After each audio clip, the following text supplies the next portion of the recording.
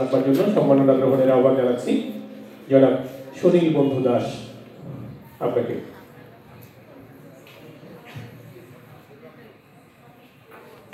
মোস্তাফিজুর রহমান আকবর।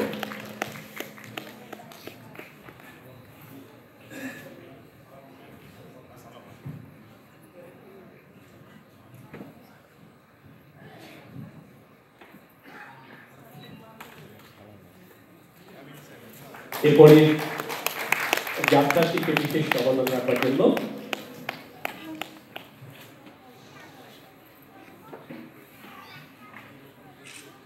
অনিতা সরকারকে সম্মাননা গ্রহণ করবার জন্য আহ্বান জানাচ্ছি।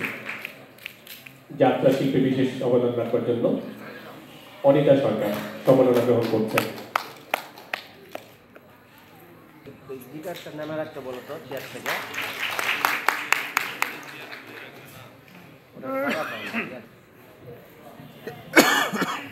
আমরা দেখতে পাচ্ছি আজকের অনুষ্ঠানের প্রধান অতিথির নিকট থেকে নাট্যকলায় বিশেষ অবদানের জন্য সম্মাননা গ্রহণ করছেন মোহাম্মদ মিজানুর রহমান।